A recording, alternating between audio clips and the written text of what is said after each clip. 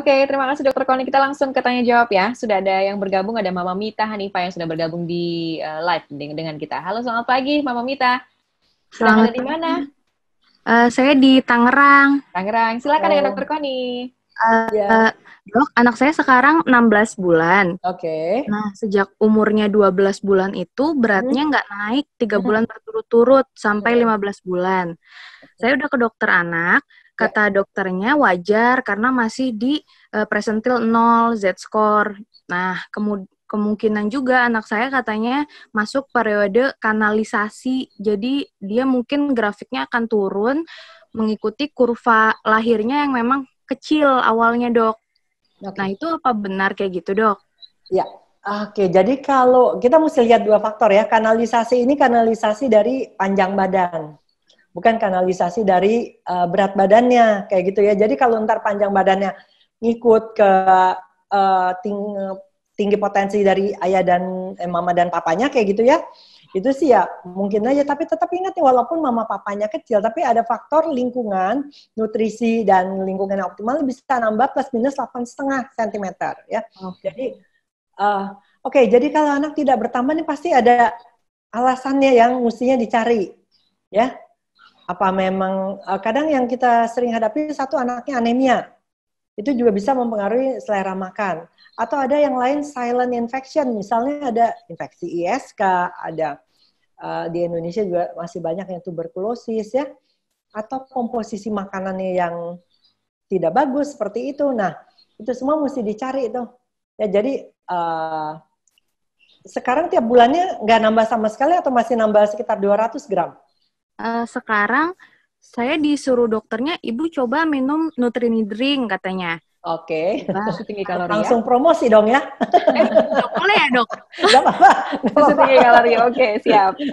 Oke. Terus saya minum Ya, Nutrinidring sehari 300 mili. oke. Alhamdulillah naik, Dok. Hmm, Jadi naik 200. Nah, itu oke. emang karena anak saya kurang kalori berarti ya, Dok ya, Iya, selama ini. betul. Kan jadi biasanya kalau anaknya memang, kan kita cari di berat badan idealnya berapa, kemudian dokter akan menghitung kalori yang dibutuhkan. Nah, nanti dia nentuin nih, dia katakan, ibu ini kurang Berapa kalorinya sekian. kebutuhannya? Oh, Jadi, oke. walaupun kita tidak mau anak kita kurang berat badan, tapi kita nggak mau juga anak kita kegemukan. Nanti masalah lain lagi kan. Ya, jadi Ya. semua mesti dipantau secara tepat. Mungkin jelas Kalau ya? untuk Kan ya, kalau Dok, untuk saya ya. Nutrinidringnya saya minumin sampai kapan ya, Dok, kalau kayak gini? Saya Nah, itu soalnya makannya nggak bisa banyak, Dok. ya. Memang. Betul, kan Gimana, jadi Dokter? nanti tetap perlu pemantauan dari dokter anaknya ya, karena yang kita takut adalah kalau berlebihan adalah akan menjadi kegemukan. Makanya untuk pemberiannya pun dia perlu dengan peresepan. Jadi nanti dokternya juga akan, oh bu ini udah cukup nih, udah kegemukan. Biasa kalau pasien saya sebelum kegemukan saya bilang udah boleh ganti ke susu yang biasa seperti itu. Tapi buat tahu Oke. cukup tidaknya biar dokter yang menentukan ya. Ya, Dok. Oke? Karena ada pemantauan rutin ya. Ya. Kalau untuk silent disease nanti gimana nih dok? Karena kan masa pandemi ini semuanya lagi was-was ya. Mau Mhm. periksa ke kontrol ke dokter tuh kayaknya takut gitu. Tapi apakah nggak apa-apa kalau Oke. kayak gitu tetap kontrol aja atau Iya gimana? dong. Jadi Caranya? kontrol ke dokter itu kan ya kita harus lihat risk and benefit-nya kan, Ya. asal dengan protokol kesehatan yang benar, di sana tidak ada antrian ya. Lebih-lebih kalau rumah sakitnya sendiri udah bilang ini ruangan kita udah pakai HEPA filter dan lain-lain. Ya sebaiknya sih kontrol, nggak berobat sendiri kayak gitu ya. Malah Oke. nanti angka stunting meningkat lagi di Malah. Indonesia, ya Iya, kan? iya benar-benar. Oke. Oke. Pertanyaan berikutnya, Nakrisa dari Nganjuk. Selamat pagi. Apakah alergi berbagai protein seperti susu sapi, seafood, dan telur bisa jadi Ya. faktor resiko dari stunting? Dan apa yang harus dilakukan kalau ayah dan kalau mama dan papanya punya tinggi badan kurang supaya nggak menurun ke anaknya? Silakan. Oke, ya ini pertanyaan mantap sekali ya. Ya. Jadi ibunya pasti banyak membaca nih. Oke, jadi dari beberapa penelitian ternyata anak-anak dengan alergi bisa memiliki resiko untuk stunting, ya. Kebetulan penelitian saya waktu S3 juga tentang anak alergi ya, dan kita pantau ternyata angka stuntingnya lebih tinggi. Faktornya ada beberapa. Satu, anak yang alergi sendiri, terutama yang alergi di pencernaan ini ya, bisa ada gangguan penyerapan makanan ya. Yang lain, makanannya terlalu direstriksi. Jadi anaknya nggak boleh makan telur, nggak boleh makannya ya segala macam. Padahal belum tentu kan. Lebih baik dicoba ya. Dicoba kalau emang alergi, oh ya berarti tidak bisa. Tapi kan bukan berarti dengan semua protein hewani dia bisa alergi seperti itu kan. Jadi jangan direstriksi sendiri, tapi biarkan juga dokter ya, mungkin ke dokter konsultan alergi atau apa untuk menentukan ya, lebih-lebih kalau anaknya udah sampai stunting seperti itu. Yang berikutnya apa ya? Ini saya nggak bisa lihat di kolom chat nih. Oh ya, sebentar. Lalu kalau mama dan papanya punya tinggi badan yang kurang, supaya nggak menurun ke anaknya? Tetap ada tipsnya, bisa plus minus 8,5 cm ya, itu yang memang ada, itu dipengaruhi oleh faktor lingkungan tadi, yaitu nutrisi yang optimal, anaknya tidak sering sakit ya, kemudian lingkungannya juga lingkungan yang menunjang untuk pertumbuhan. Faktor stres juga berperan loh ya, di samping tentunya polusi dan lain-lain. Oke, baik. Ada Mama Sobar Yuni Rahmawati yang sudah saya unmute, bisa bergabung dengan kita. Selamat pagi, Mama. Sedang ada di mana? Atau sambil menunggu, sambil coba kita bacakan yang lain ya. Anindita Damastri dari Semarang. Oh, sudah bergabung. Halo Mama Sobar Yuni Rahmawati. Sedang ada di mana nih? Lagi di rumah, Mbak. Katanya di mana? Di Banyumas. Banyumas. Silakan dengan Dokter Koni. Iya, Dokter Koni, terima kasih. Saya sering, kebetulan saya petugas penyuluh lapangan. Oke, good. Ya, semangat ya, tetap ya. Iya dok. Saya sering mendapatkan pertanyaan kalau mengkonseling di posyandu terkait faktor genetis, dok. Oke. Kurvanya memang saya lihat menurun. Ya. Dan juga saya sudah anjurkan untuk konsultasi ke dokter spesialis anak. Ya. Tapi terkadang orang tuanya berprinsip kalau orang tuanya secara genetis tingginya kurang, itu anaknya juga akan begitu. Anaknya juga seperti itu. Terus asupan nutrisinya sudah saya arahkan untuk sesuai dengan yang dokter sarankan untuk 0-2 tahun lebih banyak lemak dan protein. Apalagi kalau BB-nya masih di garis merah atau mendekati garis merah. Dan itu untuk meyakinkan lagi, gimana dok sarannya atau masukannya? Oke, ya, makasih ya. Jadi memang saya bahagia sekali karena ada tenaga kesehatan yang ikut berpartisipasi. Bergabung ya. Jadi kita mesti ingat di 2 tahun pertama nih, faktor genetiknya tidak terlalu berperan. Jadi kalau kita menemukan ya, bayi 0-2 tahun yang udah pendek, ini biasanya faktornya terutama faktor nutrisi yang berperan di sini. Ya walaupun nanti ada istilahnya kanalisasi, seperti itu. Jadi faktor nutrisi kan, kenapa kita tahu ya dari penelitian dari WHO saja tadi itu, anak yang 0-2 tahun, terutama mereka ikuti secara longitudinal, kalau lingkungannya optimal, ternyata mereka bisa bertumbuh kok. Jadi jangan langsung kita putus asa ya, emang saya kecil ya udahlah di 2 tahun pertama, terutama ini bisa kita jadi bener. Kita mesti lebih fight istilahnya kayak gitu ya. Tapi ya itu kalau nemuin anaknya yang panjang badannya udah di bawah -2 ya memang sebaiknya sih langsung kita anjurkan untuk ke dokter anak ya. Kan ada panduannya tuh ya, dokter anaknya ada di RSUD umumnya kan ya. Terus lagi dok, untuk misalnya kalau dengan kelainan genetis, maksudnya ada penyakit bawaan itu dan juga lahirnya kurang dari 48, apakah itu sudah dicurigai untuk stunting? Oke, jadi faktor resiko untuk stunting itu ya memang misalnya bayi-bayi yang prematur, yang kayak gitu ya, memang resiko untuk stunting, makanya kita mesti jaga dia pertumbuhannya mesti bagus ya, jangan terjadi EUGR artinya extrauterine growth retardation, jadi pertumbuhannya mesti optimal juga ya. Kalau anak-anak dengan kelainan genetis yang biasanya karena memang gen-gennya itu ada yang terpengaruh, kadang memang resiko anaknya memang dari awalnya itu cenderung lebih kecil, lebih pendek kayak gitu ya. Tapi itu faktor genetik, gen yang misalnya kelainan kongenital kayak gitu. Tapi masih bisa diusahakan di 2 tahun pertama. Ya, apa yang ada kita usahakan tetap maksimal ya. Oke, baik. Terima kasih Mama Sobar. Lalu kemudian juga ada yang sudah bergabung dengan kita di kolom chat. Ada Shirley dari Jakarta nih dok. Pagi dok, untuk metode BLW, apakah dianjurkan untuk anak usia 12 bulan? Oke, ya jadi ini juga Mahmud yang pasti udah ngikutin ya.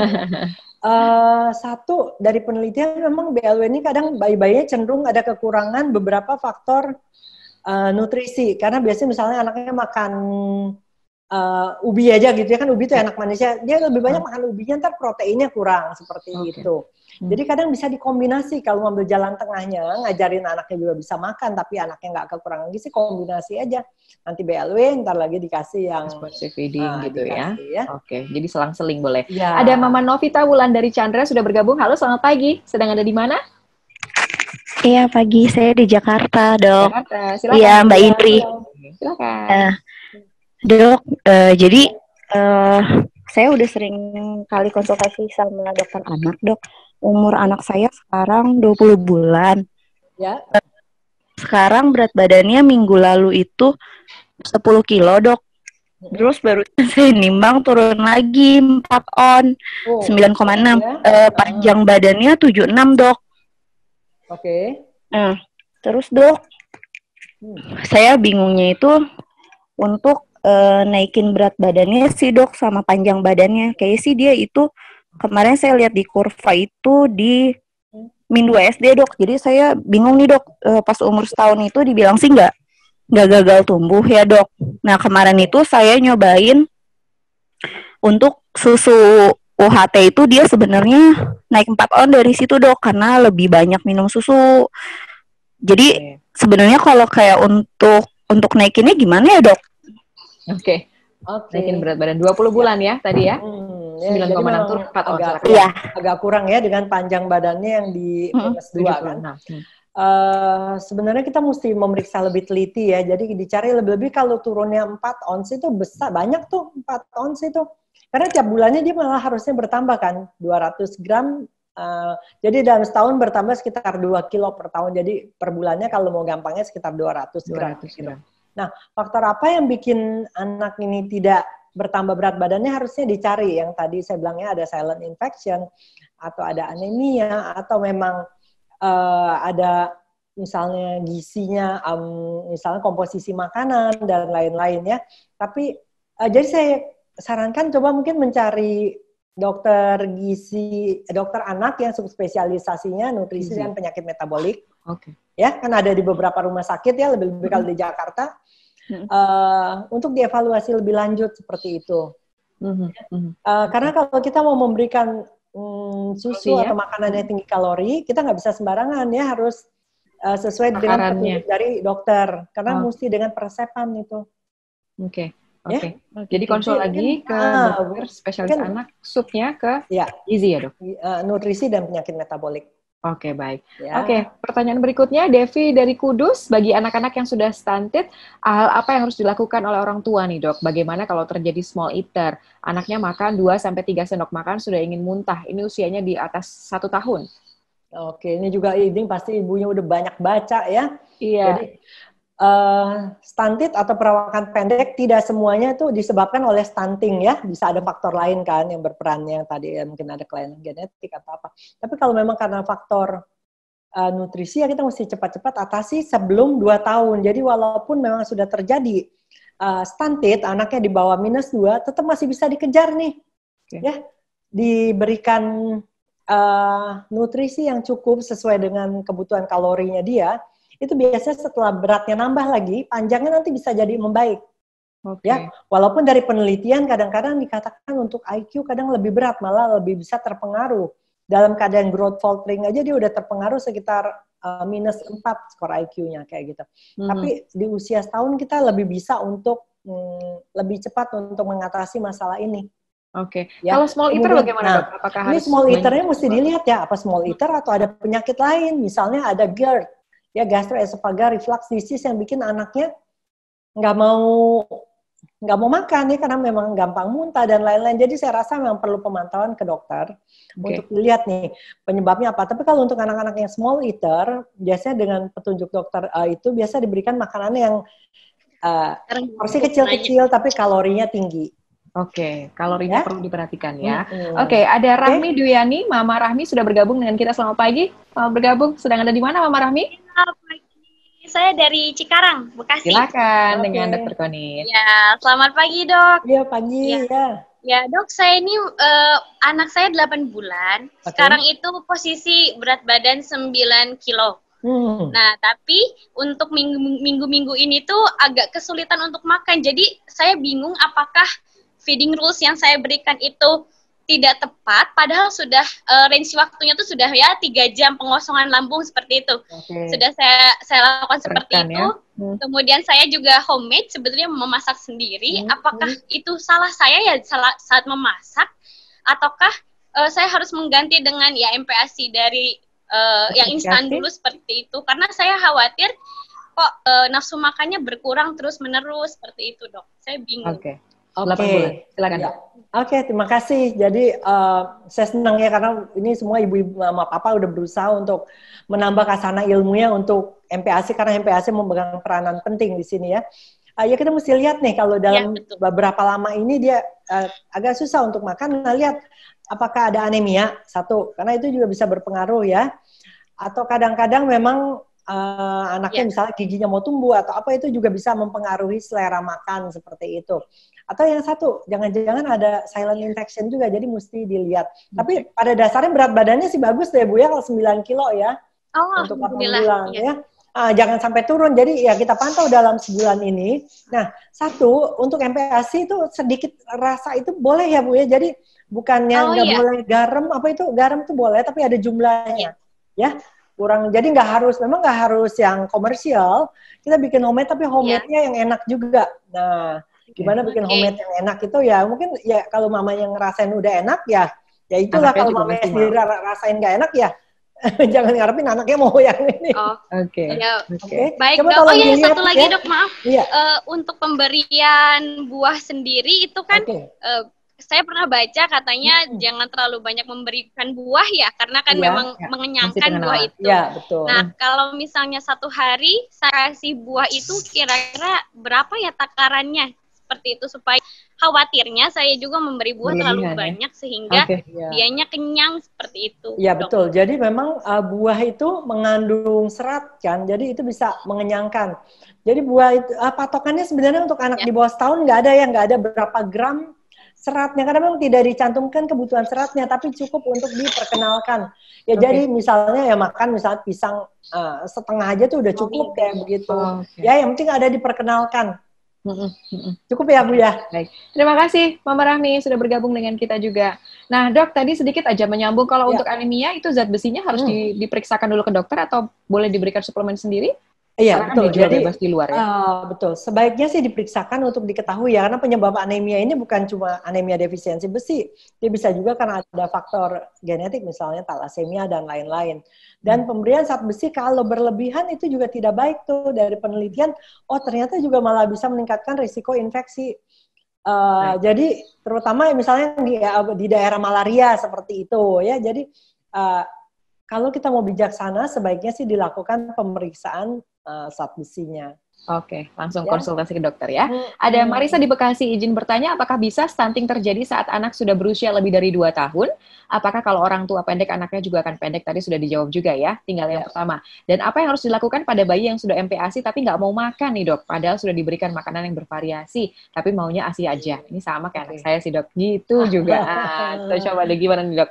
Jadi apakah stunting possible untuk dialami pada saat anak sudah berusia di atas 2 tahun itu dulu? Tetap bisa. Jadi stunting itu bisa selama anak lagi dalam masa pertumbuhannya, dia bisa dari tadinya panjang atau tingginya normal, kalau berat badannya tidak bagus, pertambahan berat badan tidak bagus, dia bisa turun tuh grafiknya.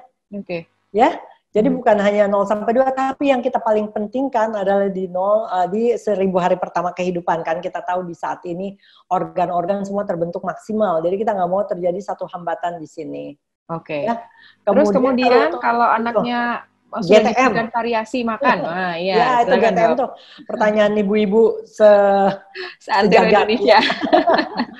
Jadi ya kalau GTM kita mesti lihat dong GTM-nya kenapa ya. Apa memang satu masakannya yang kurang enak. Jadi biasa sih selain itu ya apa ada faktor-faktor yang tadi itu misalnya ada sakit atau ada apa. Tapi pada prinsipnya 15 menit anaknya GTM terus itu stop aja. Stop aja. Ya, stop aja. Jangan diberikan cemilan ya, habis itu ya. Karena kalau diberikan cemilan nanti anaknya itu pintar. Anak-anak tuh pintar, dia peniru yang ulang.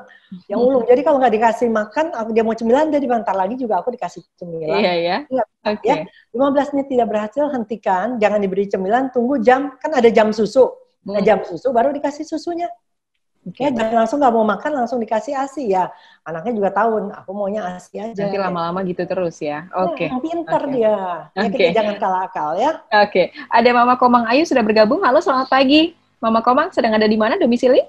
Selamat pagi, saya ada di Malang. Di Malang, silakan dengan Dokter Koni. Terima kasih Dokter Koni. Ini saya mau bertanya. Anak saya yang perempuan sekarang umurnya 2 tahun pas. Yang laki-laki ini baru umur 2 bulan. Setelah umur 2 tahun, si kakak ini saya kasih ASI saya, tapi diperah apa masih boleh, Dok? Itu yang pertama.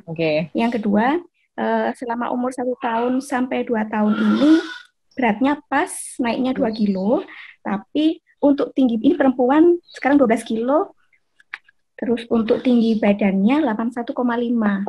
Nah, terus saya plotkan di berat badan menurut panjang badan, itu dia berada di atas 1. Jadi kayak malnutrisi, kelebihan berat badannya. Itu bagaimana, Dok? Saran dari Dokter Koni. Terima kasih. Oke, terima kasih. Ya, yang pertama dulu ya, tadi ASI ya, untuk anak. Jadi satu, perhatikan dulu kecukupan dari si bayi kita ya, yang lebih kita utamakan yang bayinya kan. Kalau anak di atas setahun itu sebenarnya ASI ataupun susu itu udah bukan makanan utama ya, hanya butuh sekitar 21% ya. Dan ya hati-hati juga kalau anak makin besar tuh kan dia kebutuhan zat besinya juga meningkat. Jangan sampai nanti karena diberikan ASI kemudian ternyata dia malah kekurangan zat besi kayak gitu. Tapi pada dasarnya kalau lihat kita mau mencari, misalnya tadi ASI mamanya sendiri udah banyak sekali berkelimpahan ya silahkan aja karena mengandung antibodi dan lain-lain seperti. Tapi pastikan si bayinya dulu yang cukup, dan untuk yang besar perhatikan kebutuhan mineral terutama zat besi ya, kemudian vitamin D yang seperti itu tuh kadang-kadang itu yang kita takutkan kurang dari situ. Nah kemudian kalau di berat badan menurut panjang badan ya, kalau anak di bawah 2 tahun, di +1 itu ada resiko. Jadi belum jadi kelebihannya, tapi resiko kelebihan berat badan. Ya, jadi kelebihan berat badan kan di atas 2, terus obesitas di atas 3 kayak. Nah, ya jadi kita mesti pantau aja nih apanya nih yang salah kayak gitu. Ya. Jadi masih dalam masa pemantauan ya. Oke. Ada yang harus dikurangin apa enggak segala macam, Dok? Nutrisi atau asupan makanan? Saya rasa sih dipantau dulu ya, seperti pantau itu dulu ya. Oke, 1 bulan ke depan. Baik, terima kasih sudah bergabung dari Malang. Wah, jauh-jauh juga nih yang bergabungnya. Ada Queen dari Surabaya nih sekarang. Apakah anak yang usianya lebih dari 2 tahun bisa mengejar agar tidak stunting? Dan bagaimana jika saat hamil, ibu tidak mau minum susu hamil? Apakah beresiko besar melahirkan bayi dengan resiko stunting nih, Dok? Oke, jadi yang itu dulu ya, yang ibu hamil tidak mau minum susu hamil itu ya. Jadi protein itu kita ingat tidak hanya susu ya, jadi tidak semata-mata harus susu. Kalau ibunya misalnya pas ibunya memang intoleransi laktosa, kalau minum susu kembung kayak gitu kan ada tuh orang-orang Asia kan banyak. Ya tidak harus, tapi kita mesti siasati. Jadi protein kan mesti cukup, kemudian kalsium, vitamin D semua yang didapat dari susu harus dicari dari sumber yang lainnya kayak gitu. Ya, jadi nggak harus sih. Terus yang pertama apa Hindri tadi? Yang tadi adalah ini nih ya, yang saya udah dapat nih. Nah, 2 tahun. Izin ya dari sini. Oke. Jadi prinsipnya tetap bisa mengejar asal kita bisa tentukan kecukupan kalori dan lain-lain. Tapi mengapa kita sibuk-sibuk dengan mengatakan 1000 hari pertama kehidupan? Karena ini faktornya terutama untuk otak nih yang kita nggak mau ya. Karena biar gimana tetap sudah ada pengaruhnya kejadian stunting pada 1000 hari pertama kehidupan terhadap otak dan kemampuan untuk di masa depannya. Jadi itu terutama berpengaruh untuk penghasilan nantinya kayak gitu. Ya misalnya skor IQ-nya turunnya 5, tapi yang satu jadi manajer, yang satu jadi misalnya jadi apa gitu ya. Ada pertanyaan lagi dari Lintang nih, Lintang Ayustiani. Dok, kalau sudah terlanjur stunting, maksimal usia berapa supaya bisa dikoreksi? Ya, saya katakan sebenarnya ya, memang kita tidak perlu berkecil hati, tapi biar gimana kalau udah di atas 2 tahun itu sebenarnya sudah terlambat sih sebenarnya ya. Makanya kita tadi kan tipsnya mencegah stunting sejak dini sebelum terjadi. Karena biar bagaimana dari berbagai penelitian ini sudah mempengaruhi tadi tuh ya. Itu juga nantinya ke sindrom metabolik, ke IQ. Tidak ada kata terlambat, tapi sebenarnya tetap ada faktor-faktor yang akan terpengaruh seperti itu. Ditanya anak datang ke saya 2,5 tahun dengan yang stunting pun tinggi badannya bisa kita perbaiki. Ya, asal pemberian nutrisinya cukup, proteinnya cukup, tapi yang lainnya yang untuk otak dan lain-lain itu yang kita perlu pertimbangkan juga ya. Oke. dimaksimalkan di usia 0 sampai 2 tahun atau 1000 hari pertama. Ya, 1000 hari pertama dari waktu ibunya hamil atau bahkan prinsipnya dari waktu remaja sudah dipersiapkan untuk kehamilan ya. Tapi bukan yang menikah di saat remaja ya, bukan ya. Tapi maksudnya gizi itu sudah dipersiapkan dari remajanya itu kayak gitu. Oke, baik. Pertanyaan terakhir ya Dok, Vita dari Jakarta. Anak saya usia 18 bulan, berat badannya 9,1, panjang badannya 76. Nah, anak saya lahir kecil, berat badannya waktu dulu 2,7, meskipun cukup bulan. Saat ini BB-nya agak terhambat nih naiknya. Pupnya banyak kalau makanannya tambah banyak. Apakah kenaikan BB yang terhambat ada pengaruhnya dengan masalah pencernaan penyerapannya? Oke.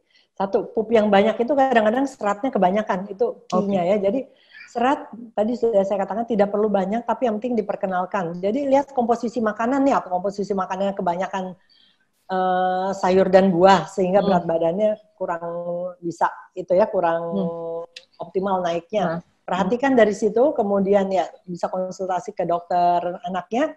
Dan sebenarnya berat badan di atas 2,5 sih ya nggak kecil sih, masih oke lah kalau gitu ya. Oke. Jadi jangan lupa untuk terus memantau pertumbuhan si kecil ya, karena itu adalah kuncinya ya.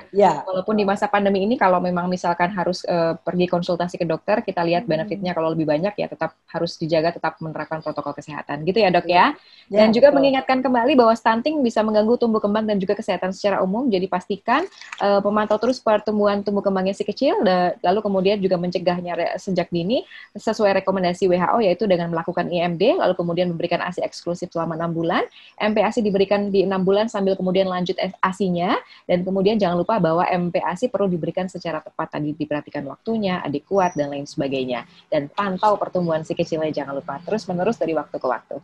Baik, Dr. Connie, terima kasih sudah bergabung dengan kita ya. Sampai ketemu lagi, salam sehat selalu. Bye-bye. Selamat siang. Ya. Nah, untuk keterbatasan waktu, Mama dan Papa juga bisa mengunjungi website nutriclub.co.id untuk konsultasi lebih lanjut dengan tim ahli NutriClub ya. Nah, untuk berikutnya nanti saya akan mengingatkan untuk Mama dan Papa jangan lupa untuk mengganti nama di Zoom-nya sesuai dengan nama KTP karena untuk konfirmasi hadiah supaya mempermudah, dan juga jangan lupa untuk mengisi Google Form yang sudah kami bagikan di kolom chat. Jangan lupa ya. Nah, kemudian selanjutnya saya akan coba untuk memberikan informasi mengenai Toko Kamas melalui slide berikut. Ini saya akan terus mengumumkan nanti penanya terbaiknya siapa di akhir acara, jadi jangan kemana-mana.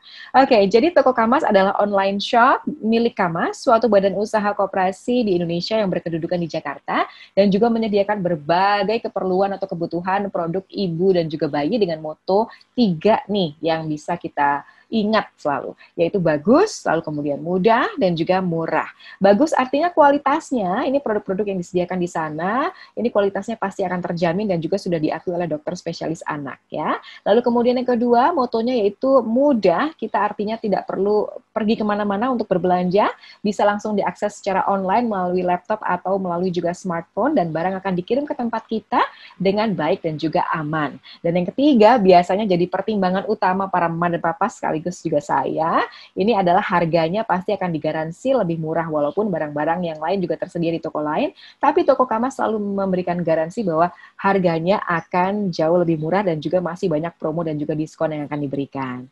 Kalau penasaran ada apa aja yang disediakan di Toko Kamas sih sebetulnya banyak banget. Jadi menyediakan produk nutrisi seperti susu, kemudian makanan bayi, makanan anak, produk perlengkapan anak, terus kemudian juga produk perawatan bayi juga ada, produk nutrisi ibu hamil juga ada, kemudian ibu menyusui, dan juga lain-lainnya, produk-produk lainnya mencakup kebutuhan ibu dan juga bayi. Dan tidak hanya itu, karena Toko Kamas juga menyediakan artikel-artikel edukasi mengenai soal kesehatan anak yang bisa diakses juga melalui websitenya. Lengkap ya. Dan kalau kita bertanya di mana aja sih adanya Toko Kamas ini, awalnya memang hanya ada di Jakarta, tapi untuk melayani masyarakat yang lebih luas dan juga untuk mengurangi resiko ongkos kirim yang mahal gitu ya, sekarang Toko Kamas sudah hadir di Surabaya dan juga Bandung. Jadi silakan aja mama dan papa yang berdomisili di sana bisa langsung berbelanja tanpa takut ongkirnya mahal, tanpa takut juga nanti barangnya akan lama nyampainya karena akan lebih cepat ya,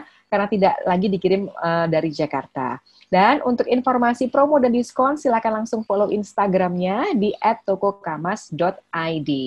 Nah, sekarang ini Mama dan Papa peserta webinar ini akan yang berbelanja di webstore Toko Kamas akan mendapatkan cashback senilai Rp50.000 sesuai dengan informasi yang Anda lihat di layar ya, dengan minimal pembelanjaan senilai Rp500.000, dan caranya tinggal masukkan aja kode uniknya TKMS 50 yang berlaku promonya sampai dengan tanggal 31 Agustus 2020. Untuk panduan penggunaan vouchernya bisa langsung diklik aja di www.tokokamas.id/insert-voucher ya. Nah, untuk informasi itu nanti akan kami lanjutkan untuk informasi lainnya. Selanjutnya, saya akan mengajak Mama dan Papa semuanya untuk menyimak bersama video NutriClub Education berikut ini.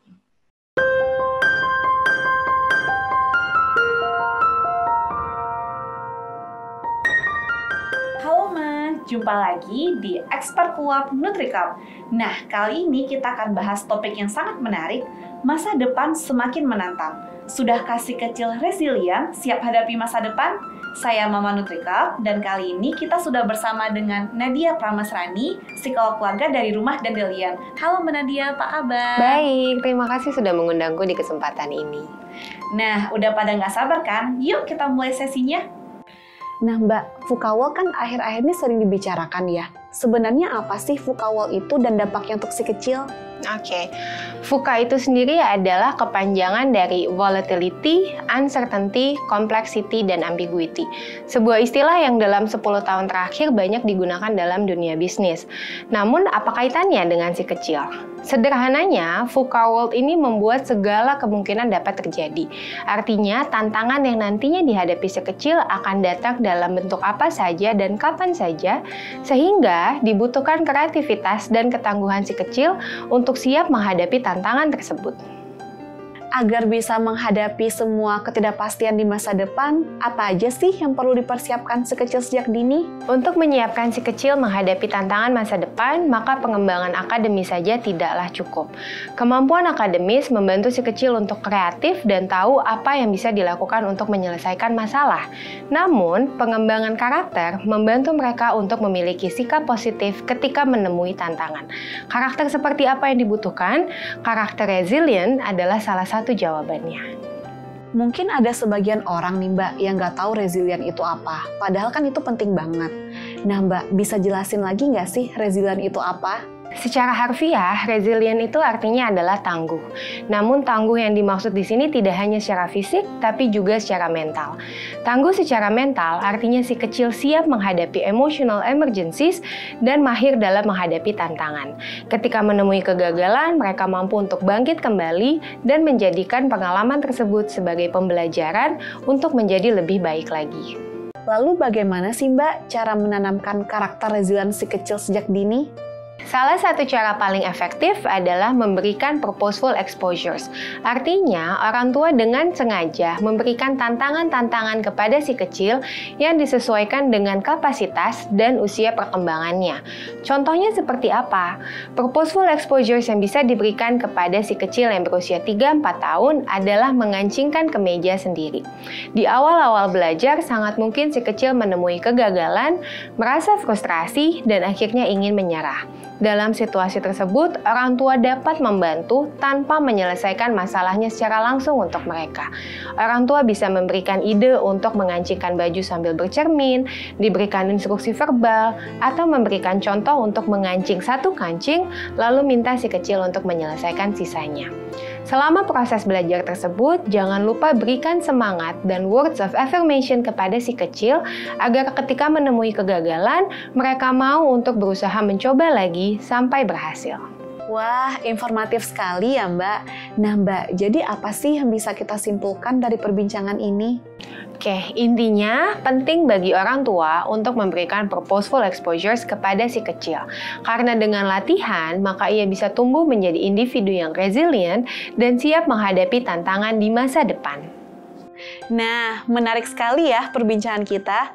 Terima kasih Mbak Nadia atas informasinya. Sama-sama. Nah, mari sama-sama kita bangun karakter resilient si kecil sejak dini. Untuk informasi lebih lanjut, kunjungi www.nutriclub.co.id. Sampai jumpa di klub berikutnya ya. Ya, Mama dan Papa, sekarang kita akan umumkan siapa kira-kira 5 nama yang beruntung untuk dipilih menjadi penanya terbaik yang akan mendapatkan hadiah voucher GoPay nilai masing-masing Rp100.000.